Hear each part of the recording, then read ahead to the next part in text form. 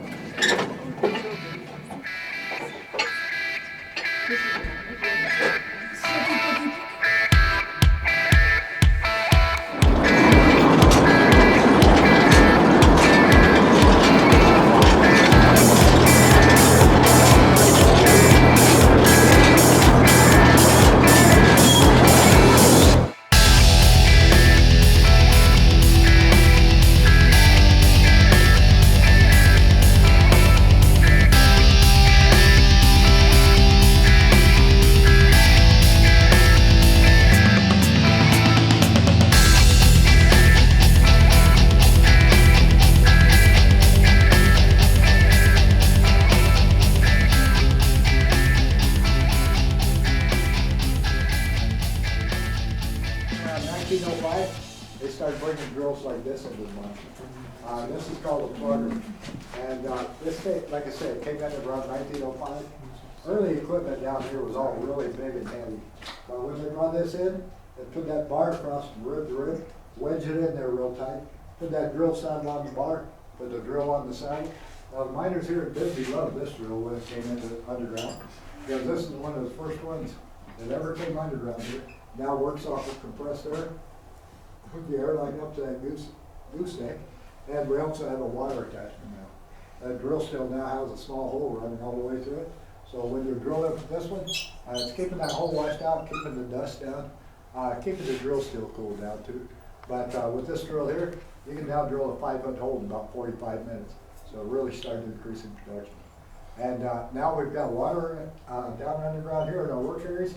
First thing you do when you get in your work area now is you check it out and make sure it's safe. Next thing you do is grab that water hose, you wet your whole work area down. So now we can control that gas. So the addition of water down here really starts saving miners' lives.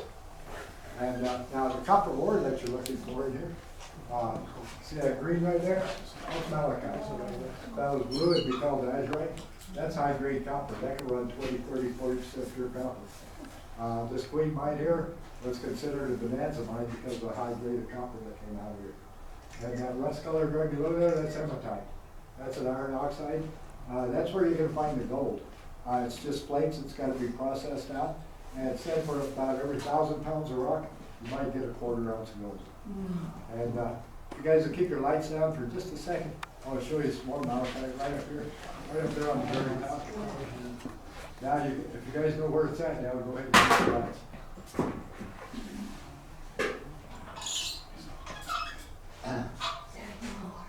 And now, before we came into the mine, I told you guys about Headless John wandered the mine trying to find his head.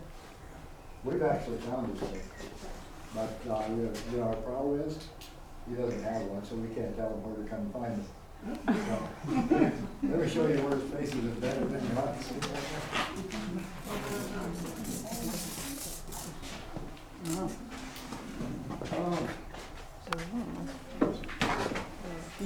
Hey guys, 3 types of miners you're going to find working in the mines are the crosscut miners. They're the ones that are driving the drifts or the tunnels like we just came to. And once an ore body is discovered, you can see those crosscut miners drive that drift over to that ore body.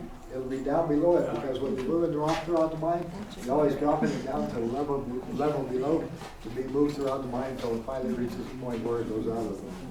And then once they get into place, that's what they're going to send in this guy right over here. He's a raise miner. And that machine he's using there is called a stoper, and it drills just the way it's set up, straight up. Raise miner's job is to go from that level there, straight up to the level above. As him and the partner drill and blast, they're going to be creating a large enough opening to set up 2 sets of timber, just like this one right here. This is called a square set. They're going to put 2 more posts out here, connect them with the caps and the girts. That's going to become a 6-post square set. What these things are doing is supporting the ground above you. Now, this timber here, it's all Douglas fir pine. It's solid softwood. It came from Northern California, Oregon, Washington. It's really good, strong timber to use to support the ground with down here. One of the other great things we liked about it was if this timber here does start taking too much weight from the ground, this timber here will actually start talking to you. It's going to snap, crack, pop, and splinter before it ever breaks, giving you warning it's time to get out of that work area. That's one of the first things you ever learned when you came to work underground here. And Bisbee was, if you're working around this timber and it starts talking, you start walking. Now this mine here is 700 feet deep. There's 143 miles of tunnels just in this mine alone. With all the mining down here at Bisbee, there were 29 different shafts working at different periods of time. The last 3 that were working in June of 1975, when they closed mines here at Bisbee, were the Dallas and the Coal. They're on the other side of this mountain. Dallas is 1,800 feet deep. Coal went down 1,450 feet. And the Camel Shaft, a couple miles down the road, that was our deepest mine here. That went down 3,400 feet. So with all that mining done, said to be about 2,200 miles of tunnels underneath this town. And there's been over 8 billion pounds of copper mined out of these mines, over 3 million ounces of gold, over 100 million ounces of silver, and enormous amounts of lead, zinc, and manganese also. Any questions about anything up here? If not, let's head down to the train. We'll go to our next stop.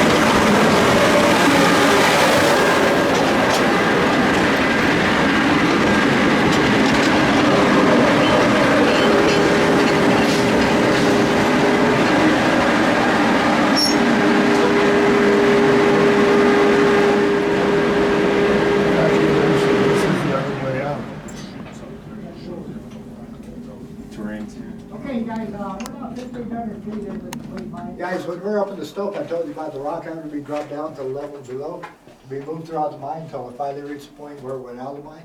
Well, it was dropped down to areas like this. These doors right here, these are called chutes. And behind here, you're gonna have a large opening called the transfer pocket. This one here in particular goes up 200 feet to the top two levels. Top two levels can be dropping that rock into here. And in the early days of mining, they used to hire young, strong guys. Their job title was called trammers. And these cars here will hold 3/4 of a ton of rock when they're completely full. But that trammer's job was to come over here, open that door there, fill this car up to where he could handle it. And his job was to push this back over to that incline shaft, dump it, bring it back, and do that all day long.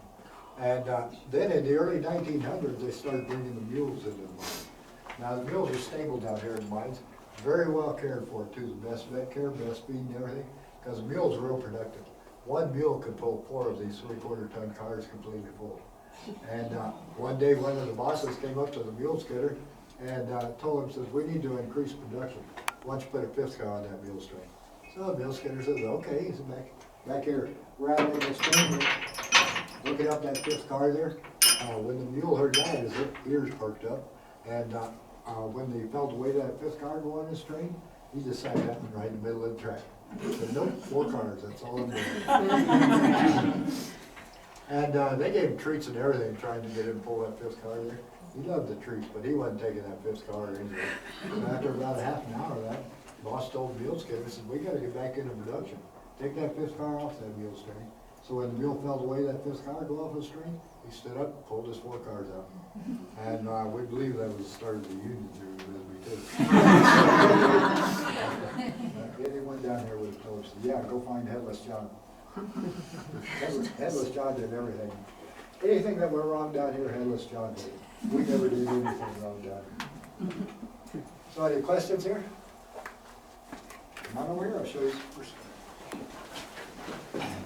Okay guys, these are some of the other early drills that were used down here. These are called liners or drifters. Stone liners and crosscut liners use these. And again, early equipment, you can see how big and heavy it is. The little green one here was actually one of the very first ones that ever came underground here in Bisbee. This red one came into the mine in the early 1920s. Runs with air and water. But once you get this into your work area, it's going to take you and your partner 2 or 3 hours just to get this thing set up like this. And once you get it set up, like this, you're going to raise that arm with a drill on it up to that collar right there. You're going to tighten down those bolts, put that safety collar underneath there, tighten it down, start drilling your 2 or 3 holes on this side of that column. You can get all those holes drilled with just this one setting here, but this drill here will actually swivel back and forth. Okay guys, this is what your round's going to look like after you drilled your holes. These holes up here are called your back holes. Those are called your breast holes. Those are called skimmers. The bottom holes on are called lifters. Those right there are relievers. That 5-hole pattern close together, it's called your 5-hole burn or your pull round. Now we've got 25 holes drilled here. We're going to load 21 of them with dynamite. So the first stick of dynamite in every hole that we're going to load, we're going to take and poke about a 3-inch hole down into that dynamite. And then we're going to grab a fuse. Now these come down pre-cut at 12-foot lengths. Blasting caps are crimped on them. They burn at a rate of 40 seconds a foot. So we're going to put that blasting cap into that hole that we made, run the fuse down the long end of the dynamite. We're going to use some taper string to tie all that together there. We're going to put that in the hole that we're loading. You know what that is? Sure. That's what I would do. One's on the surface loading, the other one's on the level when they're unloading. And they use that shaft over there to communicate with the whole system. Any of you guys in here know anything about minerals? Take a look at that rock, see if you can tell me what the name of it is. Fool's gold. Nope. Calcite? Nope. But Tasha, come over here and take a look. Good luck. Diamond. Now, and I'm looking for a specific name for this rock too. And I've actually had 13 geologists, 2 geology students and 2 girls that said they were gemologists. Have all looked at this rock. None of them could tell me what the name of it was. What did you say it was? I said limestone. No. But you guys come on over. Come on over and take a look at it. Tasha, stay here.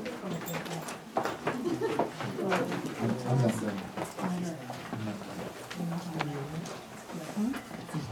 But, I've actually, all these highly educated people looked at this rock here. None of them could tell me what the name of it was, but, it's been several months ago now that I had a group in here that had a 10-year-old little girl in it. Believe it or not, when I told that group I was looking for a specific name for this rock here, little girl yelled out the name of the rock. Really? Yeah. That's She told me the rock's name was Steve. That's a good name. Yeah, it was just, it was this cute what she did. It was just so neat that I didn't have the heart to tell her that it really wasn't what I was looking for. So when that group left here that day, everyone thought this rock's name was Steve. But the actual name that I'm looking for, it's called Leverite. You guys ever heard of that? No. Natalie? I've heard it. Yep. Yeah. Leave it right there, it's worthless. Did you know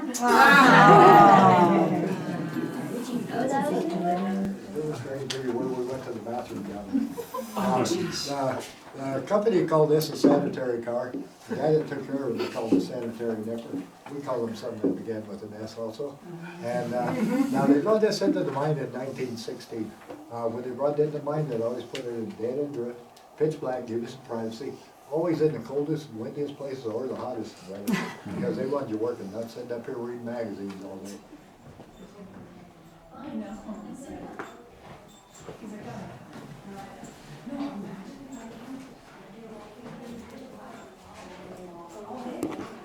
Look how dark it is.